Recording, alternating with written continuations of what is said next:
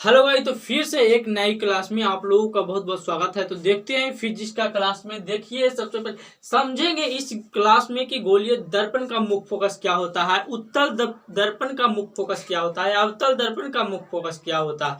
ठीक है, तो चलिए देखते हैं गोलीय दर्पण के मुख्य फोकस क्या होता है। सबसे पहले है गोलीय दर्पण के मुख्य फोकस क्या होता है। ठीक है, तो देखिए कि मुख्य अक्ष के समानांतर आती प्रकाश की किरणें दर्पण से परावर्तन के बाद, यानी कोई दर्पण रहता है, कोई दर्पण है, उसे क्या होता है, आता है प्रकाश तो जाता है, यानी परावर्तन होता है। क्या होता है? परावर्तन होता है। ठीक है, क्या होता है? परावर्तन होता है। तो वही बोल रहा है मुख्य अक्ष के समानांतर आती प्रकाश की किरणें दर्पण से परावर्तन के बाद मुख्य अक्ष के जिस बिंदु पर मिलती है या मुख्य अक्ष के जिस बिंदु पर फैलती हुई प्रतीत होती है, जैसे में मुख्य फोकस ये, ठीक है, ये फैलती हुई प्रतीत होती है।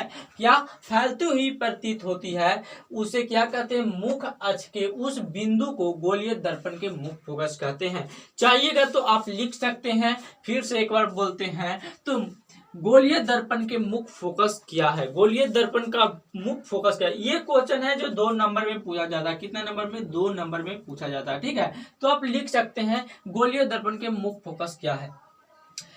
मुख्य अक्ष के समानांतर आती प्रकाश के किरणें, मुख्य अक्ष के समानांतर आती प्रकाश के किरणें दर्पण से परावर्तन के बाद, दर्पण से परावर्तन के बाद मुख्य अक्ष के जिस बिंदु पर मिलती है, मुख्य अक्ष के जिस बिंदु पर मिलती है या मुख्य अक्ष के जिस बिंदु से फैलती हुई प्रतीत होती है या जिस बिंदु से फैलती हुई प्रतीत होती है, उसे उसे उस मुख्य अक्ष को क्या कहते हैं? तो उसे उस मुख्य अक्ष को क्या कहते हैं? तो गोलीय दर्पण के मुख्य फोकस कहते हैं। ठीक है, तो आप समझेंगे कि ये अवतल दर्पण के मुख्य फोकस क्या है। क्या अवतल दर्पण का मुख्य फोकस क्या है? तो अवतल दर्पण का मुख्य फोकस है जो हम लोग ध्यान से देखेंगे। आप लोग लिख सकते हैं कि अवतल दर्पण के मुख्य फोकस क्या है।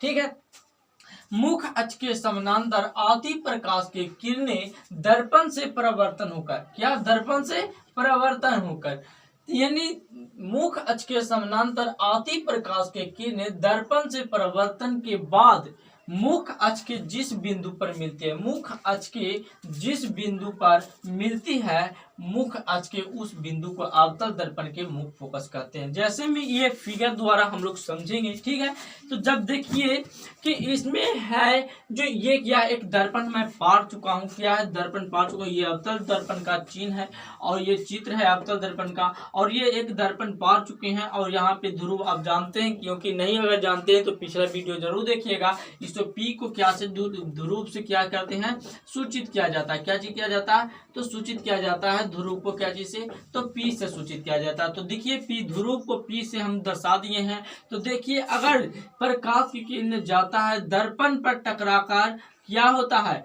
फिर वही परिवर्तन हो जाता है, वही दिशा में परिवर्तन हो जाता है। इसे कम से कम 4 किरण से दर्शाएंगे हम लोग।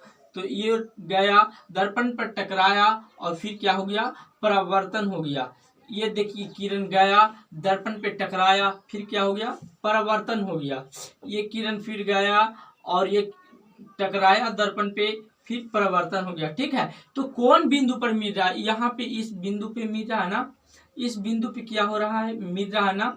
देखिए गया, फिर टकराकर चलाया गया, इस बिंदु पे सभी किरणें मिल रहा है। यही बोल रहा था परिभाषा में, मुख्य अक्ष के समानांतर आती प्रकाश की किरणें दर्पण से परिवर्तन के बाद, दर्पण से परिवर्तन के बाद मुख्य अक्ष के जिस बिंदु पर मिलती है, उस अक्ष को मुख्य बिंदु को क्या कहते हैं? अवतल दर्पण के मुख्य, यानी इसे क्या कहते हैं? अवतल दर्पण के मुख्य फोकस कहेंगे। ठीक है, तो हम लोग समझ गए कि अवतल दर्पण की मुख्य फोकस क्या होता है। आप देखेंगे उत्तल दर्पण में, तो नोट में आप लिख सकते हैं मुख्य फोकस को एफ से सूचित किया जाता है। अब देखते हैं उत्तल दर्पण में। ठीक है, उत्तल दर्पण के मुख्य फोकस क्या है? उत्तल दर्पण के मुख्य फोकस क्या है?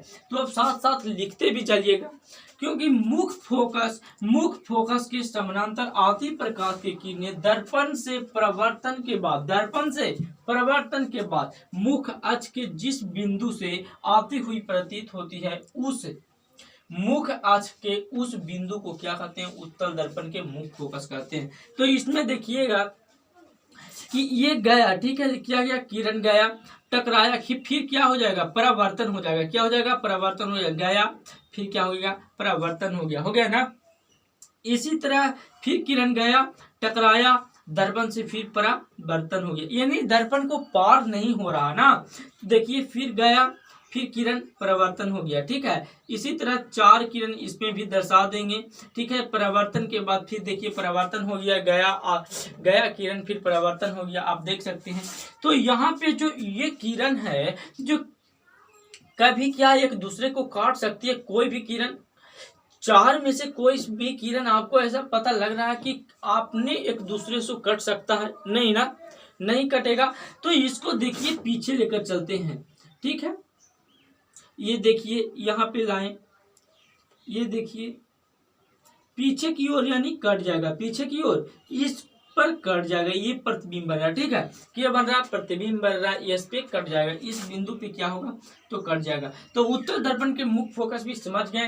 तो आप देख सकते हैं, एक बार फिर से अगर लिखना है तो आप लिख सकते हैं, उत्तल दर्पण के मुख्य फोकस, मुख्य अक्ष के समानांतर आती प्रकाश के किरणें दर्पण से परावर्तन के बाद, उस दर्पण से परावर्तन के बाद मुख्य अक्ष के जिस बिंदु से आती हुई प्रतीत होती है उसे क्या कहते हैं, उत्तल दर्पण के मुख्य समझ सकते हैं कि अब देखिए क्वेश्चन नंबर और वक्रता त्रिज्या में क्या संबंध है, फोकस दूरी और वक्रता त्रिज्या में क्या संबंध है। तो फोकस दूरी को क्या से सूचित किया जाता है, एफ से, ठीक है। फोकस दूरी के और वक्रता त्रिज्या में क्या संबंध है, तो त्रिज्या यानी r/2 हो गया, यानी f बराबर r/2। तो इसको देखिए ये संबंध है। तो इसको अब नेक्स्ट क्लास में इसको सिद्ध करेंगे, क्या करेंगे, सिद्ध करेंगे, ठीक है।